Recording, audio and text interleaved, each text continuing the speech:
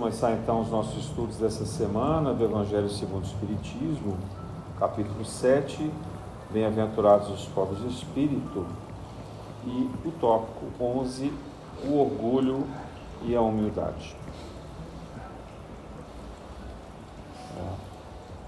Eu tenho visto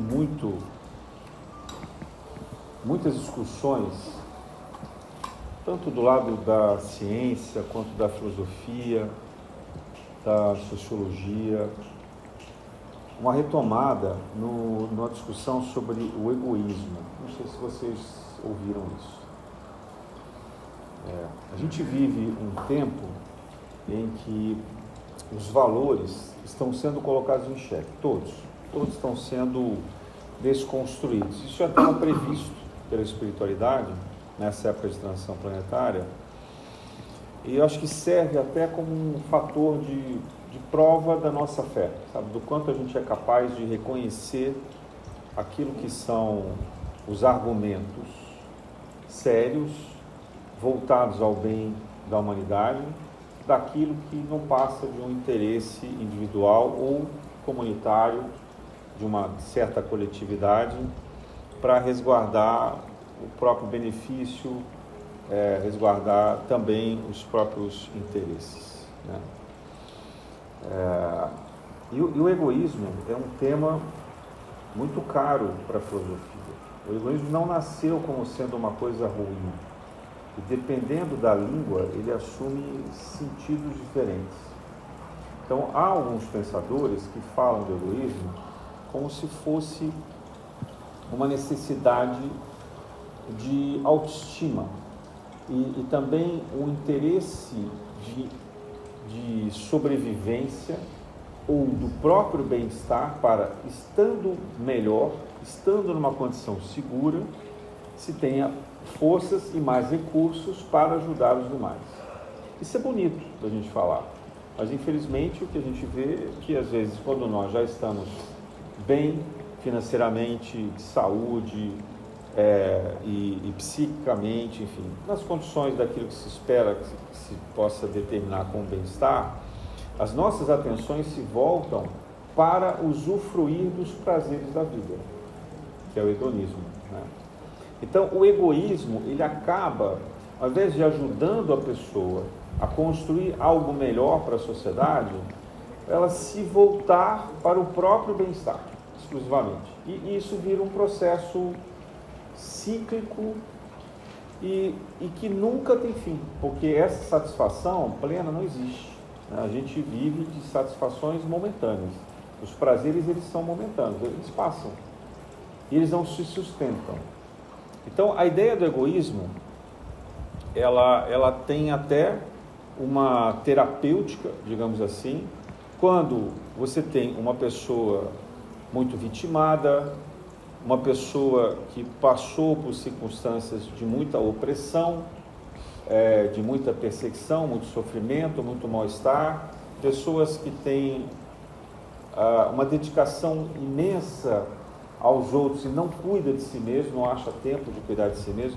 Então aqui, entre aspas, a gente pode chamar isso de egoísmo, numa ideia de está na hora de você olhar para si mesmo, né? Dona Paula dizia assim, você precisa se amar mais, né? Então, para distinguir até do que é o egoísmo, dessa ação, dessa atitude de auto-amor, né? Então, para nós que seguimos o Evangelho, o cristianismo e o espiritismo, não há espaço para o egoísmo em nenhuma dessas terminologias. O que há, sim, sem dúvida, é o auto-amor. E a gente já falou aqui algumas vezes que o próprio mandamento de amar ao próximo depende do amar a si mesmo. Isso é uma condicionante. Então, se a gente não se ama, se a gente não se respeita, se a gente não se valoriza, se a gente não encontra na gente um espaço de bem-estar, de fato a gente não vai conseguir fazer o bem a ninguém mais. Mas esse bem-estar não é o bem-estar material que, infelizmente, hoje o que se propaga. Quer dizer, você não precisa ter dinheiro, você não precisa ter posição social, você não precisa ter status, você não precisa ter uma saúde plena, perfeita, né? Isso tudo é passageiro e isso tudo não é fundamental nessa integração, nessa alteridade, nesse olhar para o outro. O importante é que a gente esteja no caminho de compreensão de si mesmo, que é o que a gente chama de autoconhecimento. Isso não é Jesus quem traz, isso já era bem anterior, principalmente foi mais esclarecido pelos gregos, a gente já também falou isso sobre Sócrates, né? Então, amar a si mesmo, o autoconhecimento é o amor a si mesmo. A palavra conhecimento, no grego, ela está associada a um tipo de amor, né? Ela é uma derivação do philo, esse conceito de amor, de quem ama alguma coisa. Então, o conhecimento era a filosofia, então o amor à sabedoria, ao conhecimento, ao saber. Então, isso é fundamental, mas também o amor a si mesmo, né? A capacidade de se amar. Mas se amar não é ser egoísta, muito pelo contrário, porque o egoísta, ele não consegue ter um amor pleno por si. Ele tem um amor pelos desejos dele, ele tem um amor pela satisfação desses desejos, para tentar se contentar com algo que lhe dá prazer, qualquer tipo de prazer, né? Não estou falando de prazer sexual aqui, pode ser um prazer de uma viagem, de uma bebida, de uma posição social, de um carro, de uma casa, né? Mas normalmente é uma condição temporária e circunscrita a algo passageiro. O auto-amor não é passageiro, e talvez esse seja o ponto primordial para a gente aprender a fazer essa distinção. O auto-amor é algo que permanece. A gente sabe que a gente está se amando quando no dia seguinte a gente acorda e aquele sentimento não passa. Ele continua nesse processo, né? Então, por exemplo, quando a gente está no nosso caminho, no nosso processo de programação kármica, digamos assim, da encarnatória, tudo que a gente faz traz alguma satisfação, mesmo quando não dá certo. A gente passa a ter uma certa tolerância com o fato de não ter dado certo, dizer assim, não, mas amanhã eu vou tentar de novo e vai dar certo, né? Isso acontece às vezes com a gente quando tem a escolha da profissão correta. A gente escolheu a profissão por aquilo que a gente de fato gosta de fazer e não aquilo que foi recomendado pelos nossos pais ou aquilo que era conveniente porque a gente precisava ganhar dinheiro e se sobressair, né? Então, a profissão é uma dessas coisas. Os relacionamentos também, né? Quando a gente tem uma amizade que ela é sincera, ela é verdadeira, em alguns momentos a gente briga e discorda, mas isso passa e tudo bem. A gente sabe que isso é uma fase, isso é uma condição, isso é circunstancial, isso é momentâneo, né? Então existe aqui uma relação de confiança na recuperação do amor que se traz nessa relação. O mesmo vale para o casamento, ou para o namoro, enfim, pelas relações que a gente tem com qualquer outra pessoa.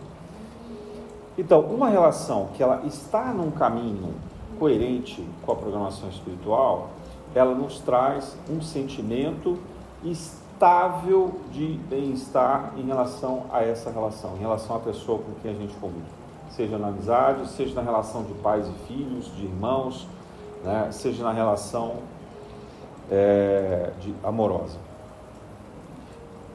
E quanto mais a gente vai se desprendendo dos interesses, menos a gente espera desse outro.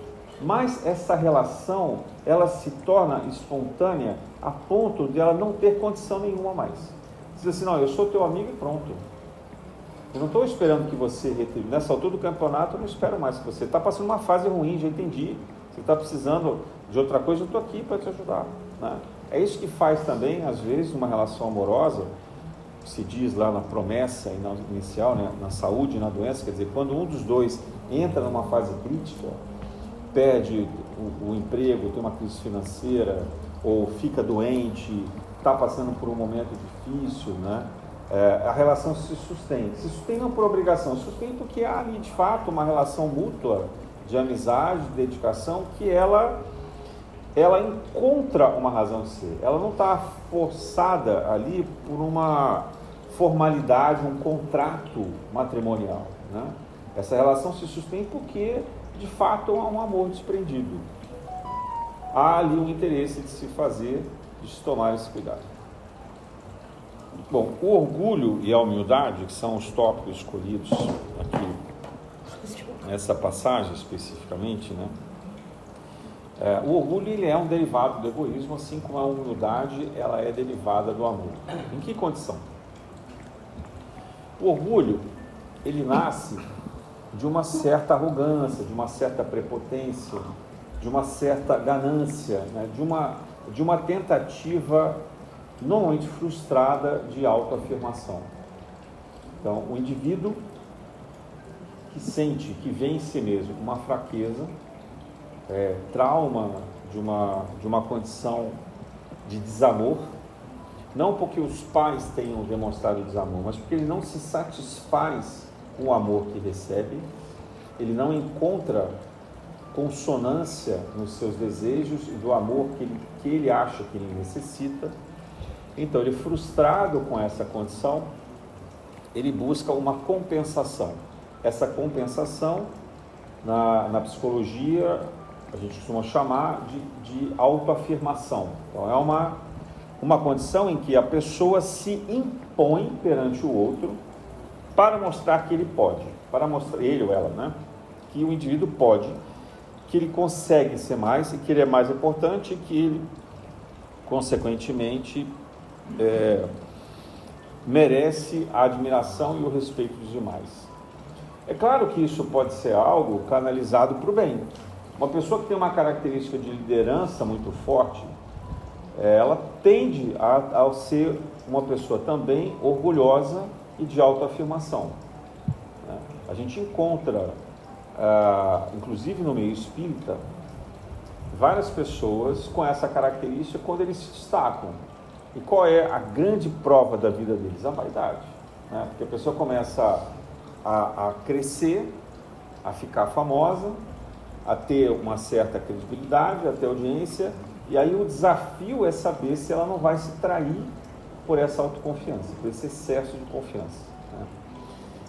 Mas na vida cotidiana, isso acontece o tempo inteiro. Eu trabalhei, por exemplo, em empresas onde nós analisávamos os acidentes de trabalho. E eu posso dizer para vocês que as estatísticas mostravam que mais de 90% dos casos de acidente de trabalho tinham um fator preponderante de autoconfiança. Quer dizer, o empregado começava a se acostumar, mesmo que ele tivesse em condições ideais, né, de trabalho, com todos os equipamentos, etc., de proteção, ou se também não tivesse, ele começava a ter um excesso de confiança e aí ele deixava de cumprir os procedimentos, porque ele dizia assim, não, nunca aconteceu nada. Né?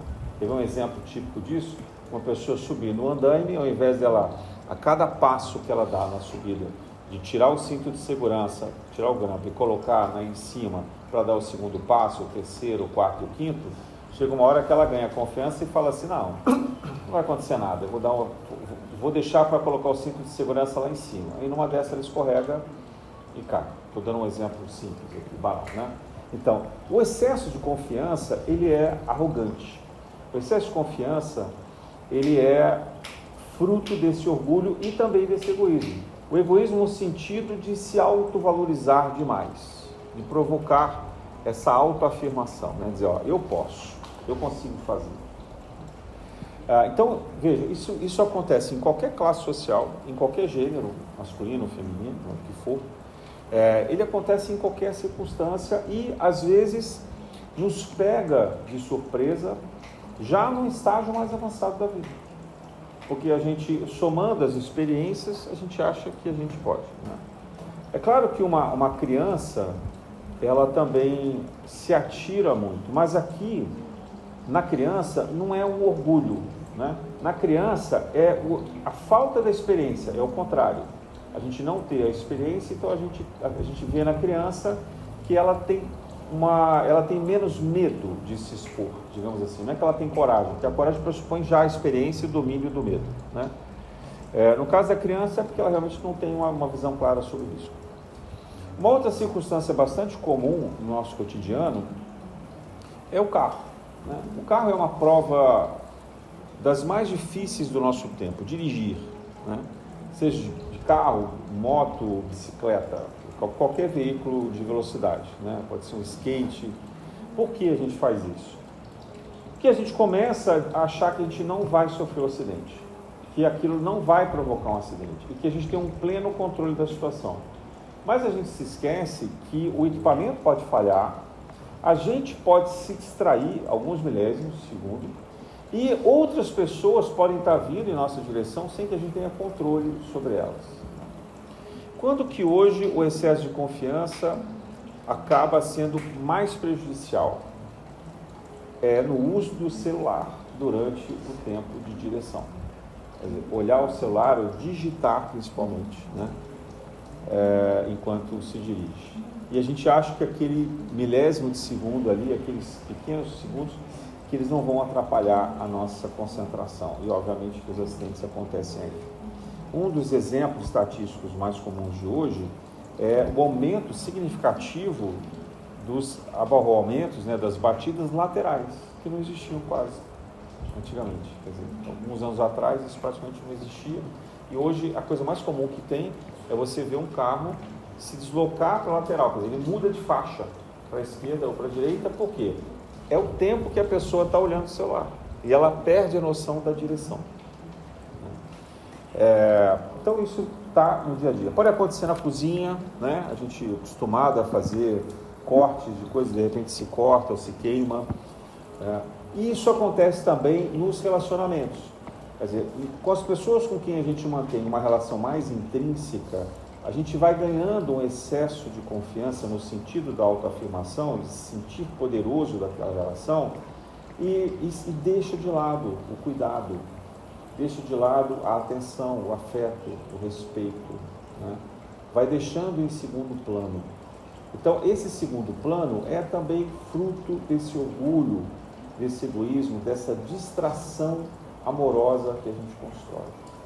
Então, é algo que sempre existiu na humanidade, mas eu diria que nós jogamos mais luz sobre isso. Existem mais técnicas científicas, existem um olhar mais acurado do nosso tempo sobre o raciocínio, sobre o quanto também há um exagero na dominação masculina das relações, né? O quanto há de abuso nas relações de trabalho, com os assédios, né? Com desrespeito. Hoje eu comentava aqui de tarde com um trabalhador dessa casa, porque ele estava ausente, e aí ele me disse assim, não, porque a empresa que eu trabalho me pediu para atender uma emergência, e é de domingo a domingo, das 7 da manhã até às 7, 8 horas da noite. Eu falei, nossa, mas então você está tendo só o intervalo de 11 horas, você vai compensar isso, você vai tirar algum dia depois.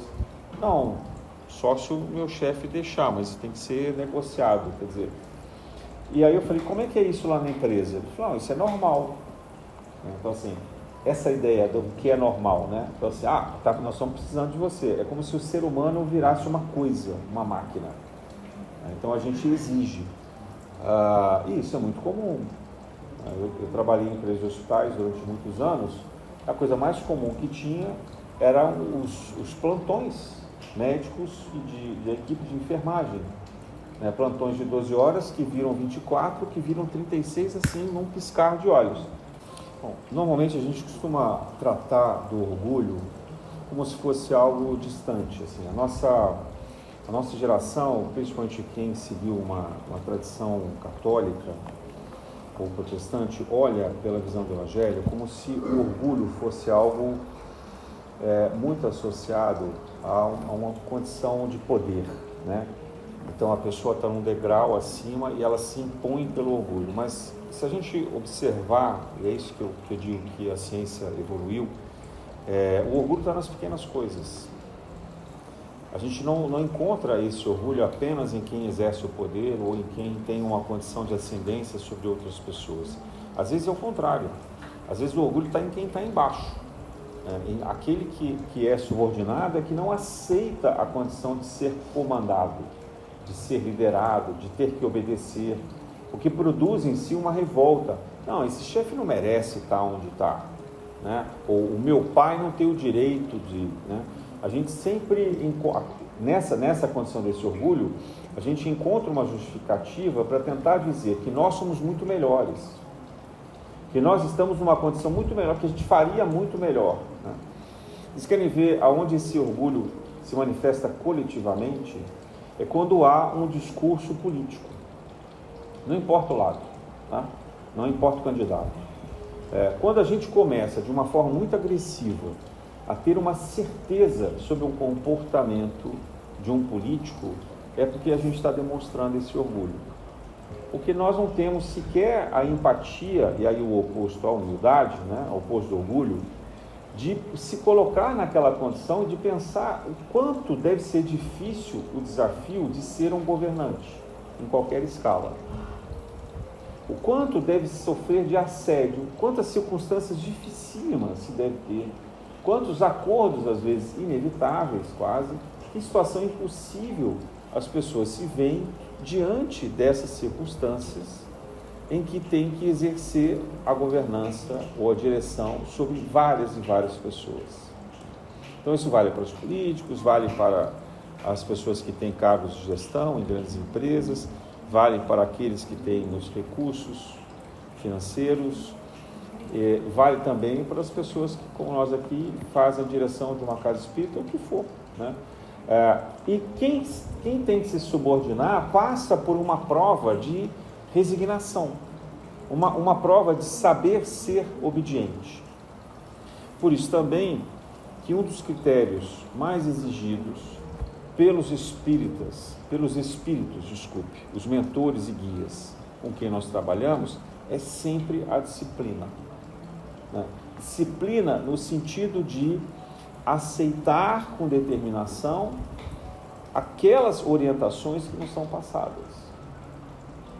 É claro que eles não nos dizem assim, aceitar sem questionar, não é isso. O Espiritismo fala da fé raciocinada, a gente pode questionar, mas há uma diferença entre o que é de fato um questionamento para algo que é apenas uma crítica.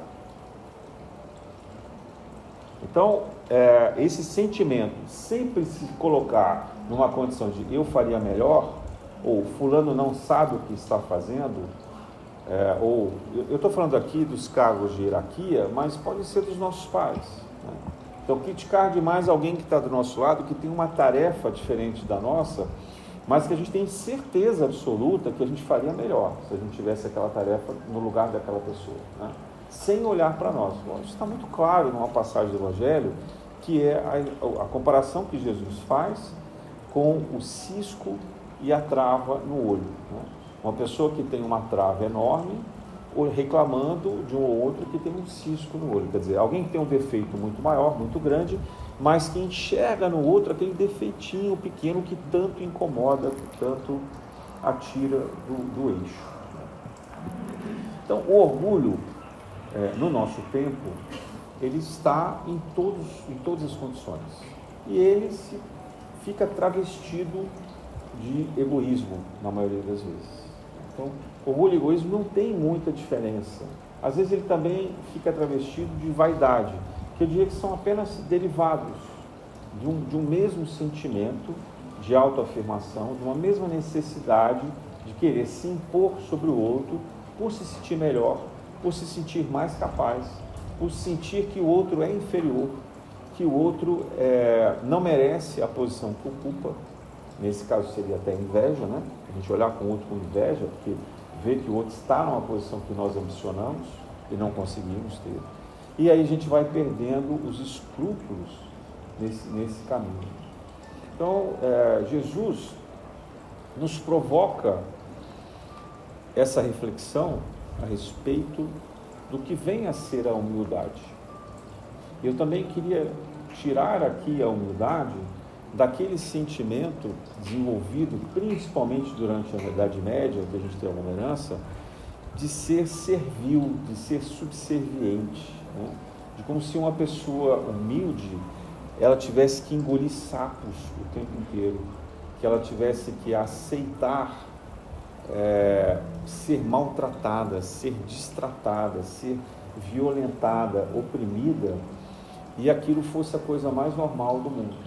Não é isso. Não é isso. É claro que às vezes a vida nos impõe algumas provas involuntárias em relação a isso. Dependendo do grau de orgulho que nós herdamos de vidas pretéritas, nós somos colocados em condições que não temos como modificar. E aí, ali sim se constitui um karma, né? Então, o holocausto dos judeus, o aprisionamento, é uma condição de humilhação inamovível. Quer dizer, a gente não tem como evitar, né? A gente ali é colocado para sofrer mesmo as humilhações que um dia, ou várias vidas pretéritas, nós fizemos outras pessoas passarem, né?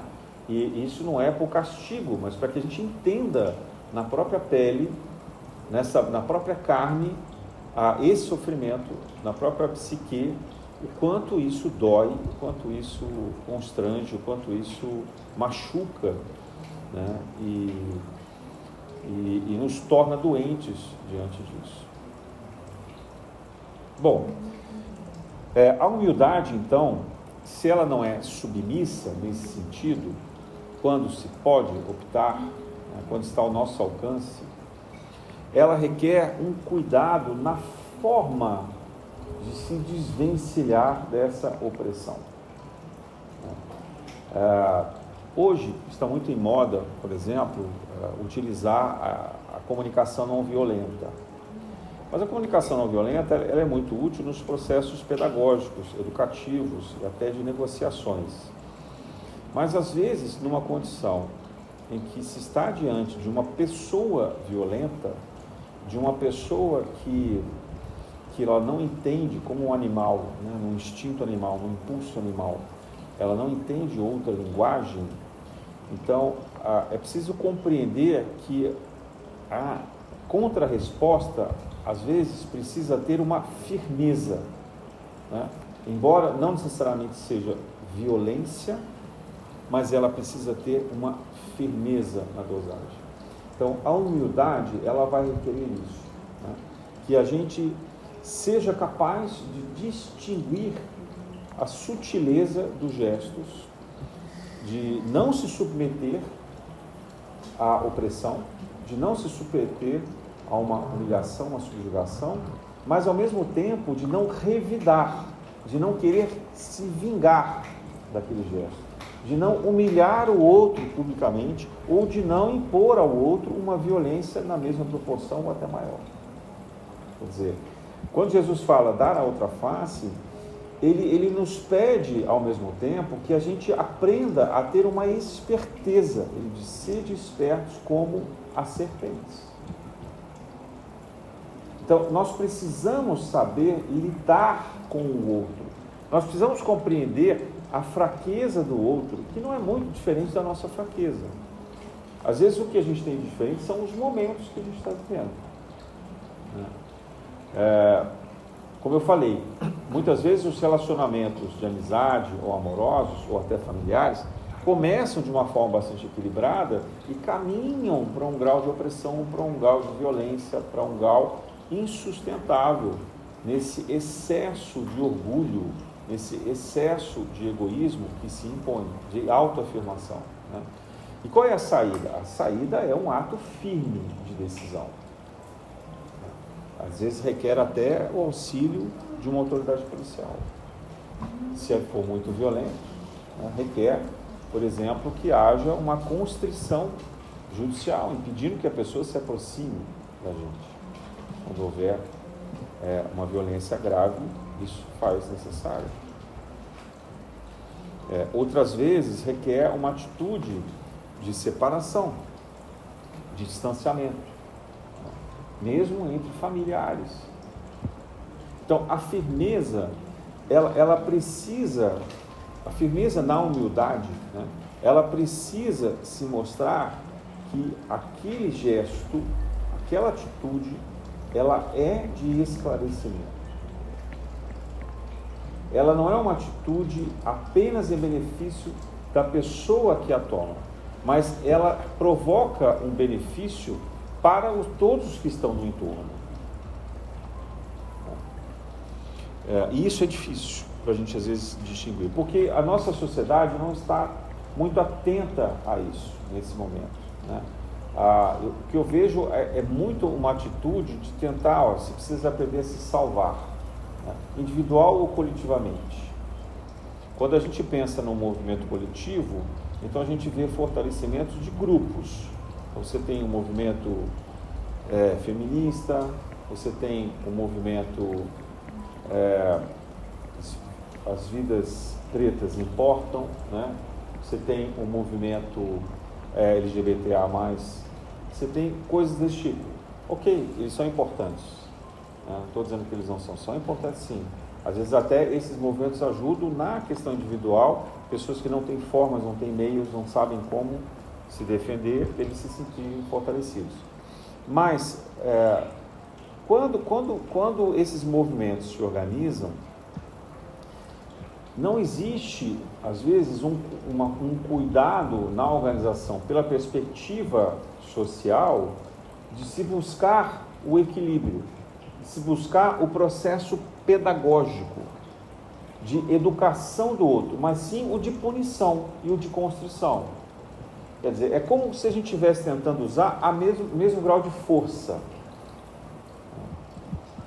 Vou tentar ser mais claro. Uma coisa é a gente tentar educar a sociedade, né, principalmente aqueles que têm um gênero masculino, a tomar consciência do quanto o comportamento histórico dos homens é prejudicial às mulheres. E a partir dali, criar diálogos, criar processos educativos desde a infância, nas escolas, nos meios de comunicação, né, nas artes, como filmes, séries, etc., teatro, né, e assim por diante, na música, para que haja uma mudança e um esclarecimento social. Isso é uma coisa. A outra coisa é você criar um movimento recriminatório contra os homens, de exclusão, né, como se isso pudesse resolver. Isso é o extremo oposto. Então, a gente precisa tomar um pouco de cuidado com isso, de não ser o extremo, né? Ou de, por exemplo, de não provocar um racismo também exatamente contrário, né? Como a gente vê em alguns lugares, em algumas nações isso é mais forte. Você tem povos asiáticos que são muito discriminados nas sociedades ocidentais. Então, o que eles fazem? Eles se fecham e os pais obrigam que os filhos casem entre pessoas da mesma descendência, né, da mesma origem étnica. Isso é uma forma de racismo ao contrário. Alguém vai dizer assim, mas é uma maneira de eu preservar a minha cultura. Cuidado com isso. E será que é mesmo uma forma de preservar a cultura? Ou será que o que está havendo é um cluster, né? um fechamento de núcleo dentro de uma outra grande cultura ali, né? Mas ninguém vive nesse universo fechado. Então, essa discussão ela é muito perigosa. Toda vez que a gente procura algo que se fecha, que seja só em benefício de uma pequena comunidade, se ela não for parte de uma estratégia maior de mudança, ela fica representando esse orgulho, esse egoísmo que é coletivo nesse caso, né? Então, quando a gente vê o que acontece nas grandes cidades, nas metrópoles, né? Você tem lugares em que a vida é de uma qualidade fenomenal. Você tem segurança, você tem paisagismo, então os jardins são lindos e maravilhosos, né? As ruas são largas, elas são silenciosas, você tem tudo ali, você tem várias opções de lugares para você frequentar culturalmente. Então você tem museus, você tem casas de espetáculos, você tem lugares para música, você tem uma série de coisas. Eu estou pensando aqui, por exemplo, na zona sul do Rio de Janeiro, né? Se você for num bairro como Ipanema, você provavelmente vai encontrar essa condição. Agora, ali mesmo em Ipanema, ou a gente poderia estar falando do Grajaú, ou poderia estar falando de qualquer outro núcleo onde a gente percebe um bem-estar e uma segurança num determinado grau, e a alguns poucos metros desse centro, desse núcleo de bem-estar, você tem pessoas habitando em condições extremamente hostis. Moradores de rua, comunidades que vivem abrigadas, vamos dizer assim, em condições extremamente carentes, como a gente vê nas favelas, ou às vezes em cortiços e assim por diante. E às vezes a gente não se dá conta dessas diferenças. A gente não percebe que há ali no mesmo núcleo, próximo dali, essas distinções, essas desigualdades sociais. E a gente se acostuma com isso, acaba sendo normal, né? Quando eu me mudei aqui para o Grajaú, uma das coisas que me chamou muita atenção foram aqueles que costumam se chamar de cracudos. Eu nem sei se eles são cracudos. Não sei se eles são, porque eu nunca vi ninguém usando crack, então eu não sei se eles são cracudos, né? Mas, de qualquer forma, isso gera um estigma, né, que parece ter condenado essas pessoas a essa condição de miséria e de forma irrecuperável. Então, esses chamados cracudos, eles circulam pelo Grajaú em determinados momentos. De um modo geral, eles não estão nas ruas. Eles têm horários, né? Eles sabem, por exemplo, os pontos de os dias que o lixeiro passa e eles vão buscando coletar latinhas de cerveja, ou garrafas PET e assim por diante. E é uma coisa um pouco sintomática, porque eles têm uma atitude agressiva de rasgar os lixos e tudo que estava organizado se espalha pela calçada, às vezes provocando mau cheiro, atraindo, né, rato, barata e etc. Isso me assustou muito no início, porque aqui perto, em frente à minha casa, as pessoas costumam colocar o lixo ali, e eu via organizado, daqui a pouco eu via tudo desorganizado, né? Mas eu, aos poucos, fui tentando observar, dentro do possível, o perfil dessas pessoas, e não tem nada para mim que demonstre que elas são pessoas irrecuperáveis, né? Elas são pessoas que estão passando um processo extremamente difícil na vida delas, com muito sofrimento, muita solidão, possivelmente viciadas em alguma condição psicotrópica, não sei se o crack, pode ser alguma outra droga, pode ser bebida. A gente vê alguns deles dormindo na rua durante o dia, sob o sol a pino, um calor muito quente, eles dormindo num chão de concreto, o que significa que eles estão anestesiados, né? A gente vê num cantinho ali da praça, onde eles também costumam se organizar. A igreja tem ali um centro de atendimento de narcóticos anônimos e alcoólicos anônimos. Então, quer dizer, e a sociedade aqui do bairro se dá por satisfeita, né?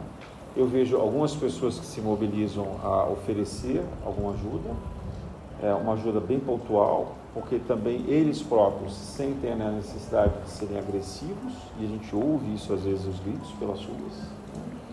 Então, essa normalidade acaba demonstrando uma arrogância nossa, uma indiferença nossa coletiva, em que a gente começa a interpretar esses nossos irmãos, né, irmãos de criação divina, como se eles estivessem em degraus muito inferiores aos nossos e que eles não merecessem. E às vezes eu me surpreendo no meio espírita de algumas pessoas que se dizem espíritos, pelo menos, tentando justificar da seguinte forma: mas isso é karma, eles têm que passar por isso. Então, o eles têm que passar por isso parece uma coisa assim: eu não posso fazer nada para diminuir, isso é um problema deles, né? E eu estou trazendo esse exemplo forte, grotesco aqui, porque isso acontece na nossa casa, né? Quando alguém conhecido nosso ou familiar passa por uma prova difícil, uma condição difícil, a gente às vezes até chega a pensar assim: bem que ele mereceu, né? Ou bem que ela mereceu, né? Ou então fica desejando a morte, né? Para tentar se livrar do problema.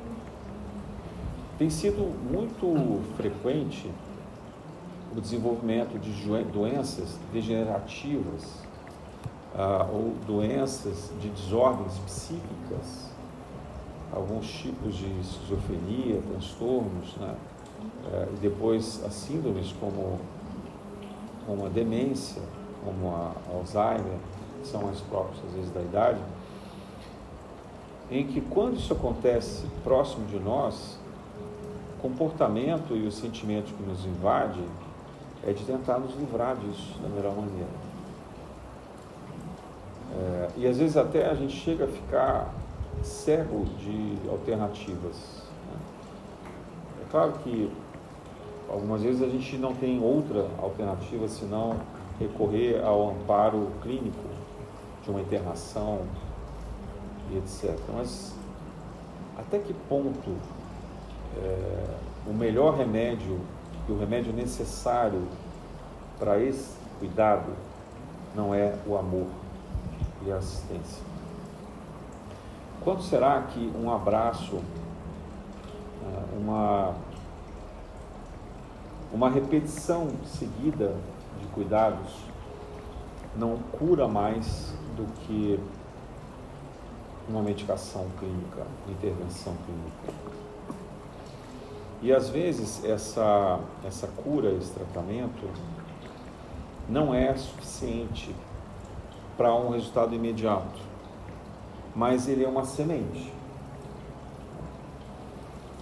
E aqui o exemplo que eu acho que o Espiritismo nos esclarece também é o seguinte: vidas e vidas interiores seguidas em que nós abandonamos filhos, abandonamos pais, abandonamos amigos, abandonamos pessoas que precisavam de nós, que estavam ali dependendo do nosso cuidado, e nós não fomos capazes de exercer esse papel. E aí, por conseguinte, nessa encarnação, as condições de vida nos levaram a esse momento de ter que dar mais de nós mesmos. E aqui, a humildade, ela passa muito próxima da resignação, né? Da aceitação de conviver com o que não é possível mudar, com aquilo que não está, ao menos, no nosso controle. E isso é muito doloroso, muito doloroso. Mas também o Espiritismo nos mostra que, quando o nosso sentimento é genuíno, é verdadeiro, que há também certos limites que devem ser colocados até mesmo nesse cuidado. Porque nós não podemos nos deixar levar para um extremo oposto da opressão que isso provoca. Alguns estágios de perturbação, eu estou falando aqui de síndromes, mas eu podia estar falando do trabalho, né? Eu podia estar falando da convivência que nós temos no dia a dia. Quem já trabalhou com pessoas difíceis sabe muito bem o que isso significa. Eu já trabalhei com várias. E acho que às vezes até fiz um pouco desse papel também. E quem está por cima, numa condição de poder e liderança, nem sempre consegue ter uma atitude muito democrática quando se está diante de condições muito adversas, né? E em casa isso também é verdadeiro. Então, qual é o limite? Qual é o cuidado? Qual é o ponto de equilíbrio? Qual é a condição que nós devemos ter? Ora, a ciência nos ajuda muito em relação a isso hoje. As clínicas psicanalíticas, psicológicas, até psiquiátricas, de alguma forma contribuem para se buscar um ponto de equilíbrio. Os ambientes clínicos de internação suprem isso por algum tempo. Uma pessoa nem sempre pode ficar o tempo inteiro internada, e nem sempre a gente também tem os recursos financeiros para bancar isso. Mas o que acontece do ponto de vista espiritual? Todos nós que temos um orgulho exagerado, exacerbado, temos em nós uma fraqueza que ela é obsessiva. O orgulho exacerbado, ele é uma forma de transtorno obsessivo. É uma maneira da gente tentar se mostrar a força, tentar obter vantagem, ou a admiração, ou o respeito, à força. Eu não vou nem dizer o amor, porque o amor seria impossível, né? Como é que você vai arrancar do outro esse amor? Mas o respeito a gente consegue pelo medo. Né? Quando a gente mostra uma atitude muito agressiva, às vezes as pessoas tendo medo, elas respeitam aquele outro. É por isso que a gente vê tantas pessoas arbitrárias escolhendo o medo.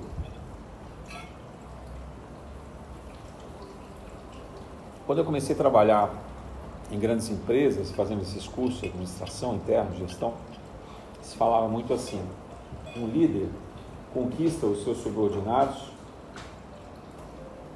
ou pelo amor ou pelo temor. Não há outra forma. Isso era o que se dizia, né? E até hoje se fala muito isso. Então, o que tenta se propagar hoje são os líderes carismáticos, que tentam obter respeito e admiração dos seus subordinados. Mas o que as empresas acreditam mesmo, e os governos também, são naqueles que são temidos. Porque o líder carismático, às vezes, demora muito tempo, porque ele tem que convencer as pessoas, tem que debater muito, tem que conversar muito. Quem sabe o que é educar um filho através do diálogo, entende o que eu estou falando, né? Demora muito, mas a gente tem a infância da criança para poder fazer isso. Então a gente tem ali pelo menos 13 anos para chegar nesse processo educativo. Numa empresa você não tem 13 anos, você tem algumas horas. Num governo você não tem. Então na sociedade em geral, o que a gente vê são comportamentos extremistas autoritários, que querem impor pela força e pelo medo as suas opiniões. Ora, todas essas pessoas sofrem de transtornos obsessivos, porque estão buscando isso quando já não estão no estágio de psicose mesmo. Mas, de um modo geral, o que a gente percebe é que essas pessoas estão buscando, nesse orgulho e nesse egoísmo, ou nessa vaidade, ou nessa necessidade imensa de se sobressair e de ser reconhecido por isso, né, a suprir uma dor profunda, um vazio profundo, uma ausência imensa. E naqueles que são doentes e que dependem dos cuidados, isso também se apresenta. Porque às vezes uma pessoa que é doente, que tem uma esquizofrenia ou um grau qualquer de doença que está ao nosso alcance, ela precisa impor por essa violência porque ela não consegue lidar com o tempo. Ela sofre de um transtorno associado de ansiedade, onde o tempo é o principal inimigo. Ela não sabe esperar pelo amanhã, né? Quando você diz assim, calma, eu não posso fazer isso agora, pronto, destruiu o mundo, né? E você pode dizer isso para o seu chefe que tem esse perfil, transtorno obsessivo ou psicótico, e ele vai te dizer, como não, larga tudo que você está fazendo. Ah, você não fez antes, então você vai varar a noite para fazer. Quantas vezes eu e várias pessoas que trabalhavam comigo tivemos que varar noites para fazer apresentações de PowerPoint ou relatórios de Excel, etc., quando eu era muito jovem, porque era pura vaidade. Depois a pessoa nem ia trabalhar, o chefe nem ia trabalhar no dia seguinte, ou a reunião era cancelada. E a gente varou a noite toda para poder fazer isso, porque era um capricho. Era um capricho de autoridade. Era uma coisa doentia. Né? E a gente observa isso nas pessoas do modo geral. A gente observa isso no trânsito. Né? Você sem querer ultrapassou um carro e esse carro toma aquilo como uma fechada e ele começa a te perseguir. Ele vai te perseguir e disposto a provocar um acidente grave, porque ele interpretou que você deu uma fechada de propósito. Né? E mesmo que você tenha feito, quer dizer, a racionalidade levaria essa pessoa a tomar cuidado defensivamente e se afastar, para que não houvesse um acidente. Né?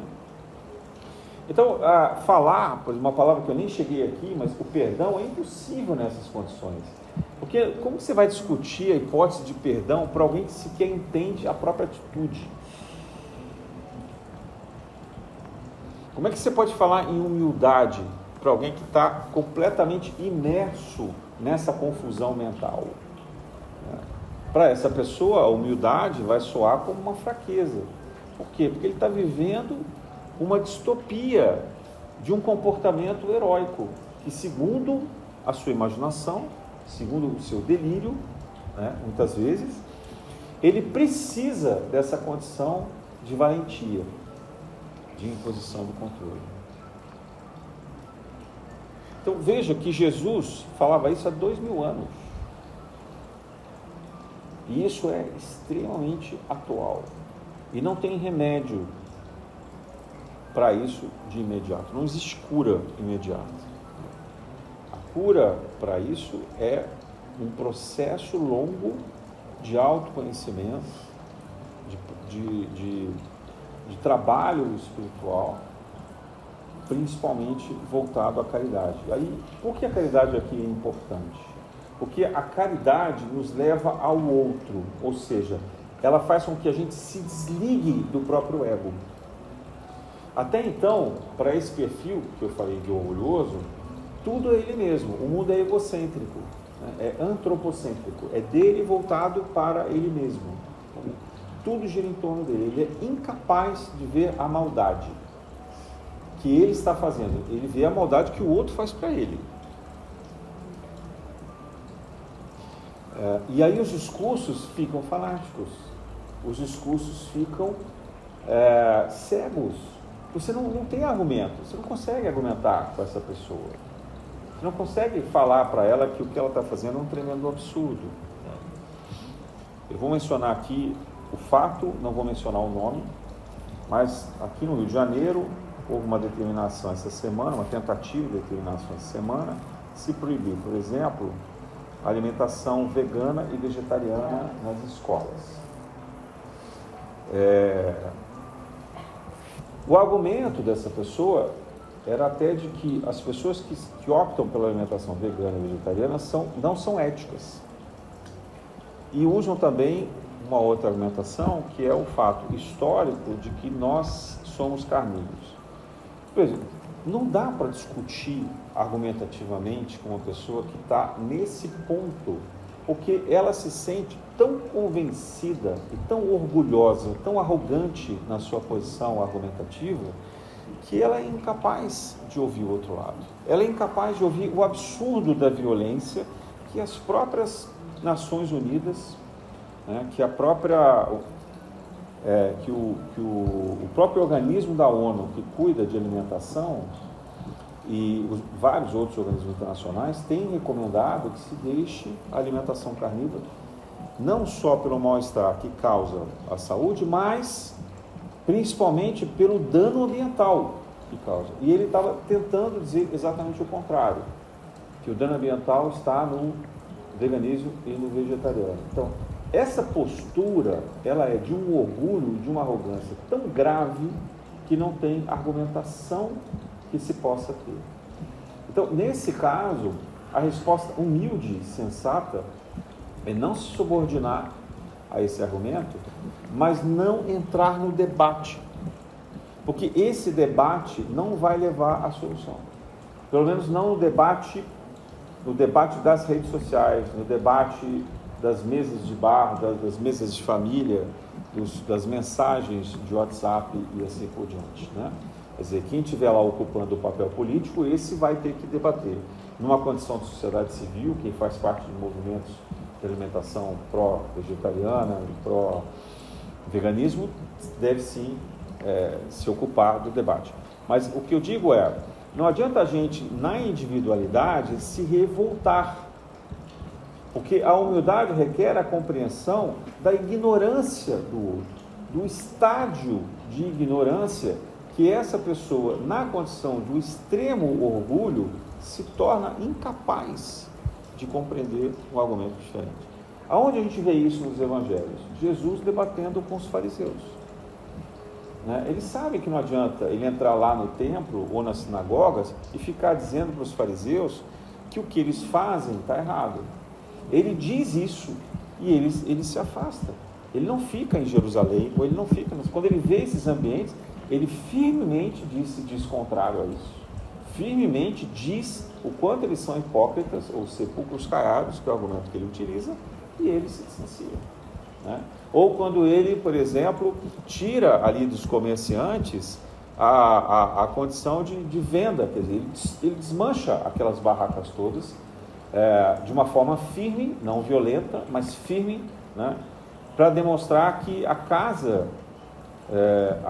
de oração, a casa de espiritualidade, é uma casa que não pode ter comércio,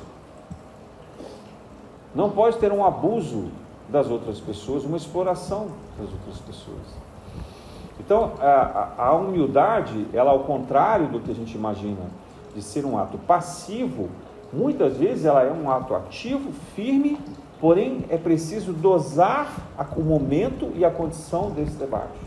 Jesus, no seu julgamento, ele poderia discutir com Pilatos, poderia discutir com os romanos e ser o seu próprio advogado na argumentação, mas as leis romanas eram claras diante daquela condição.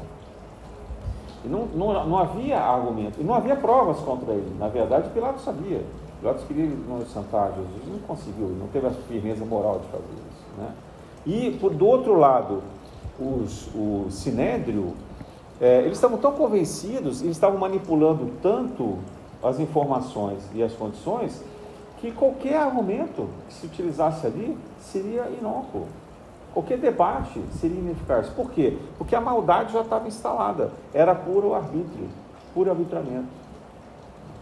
Então, ele percebeu que não havia outra condição senão ter que aceitar com humildade o que o destino determinava para ele, mas sabendo que ele voltaria na sua forma espiritual e material para demonstrar que a vida não se encerrava na morte e que o argumento deles não se sustentava diante do amor, da luz e da fraternidade.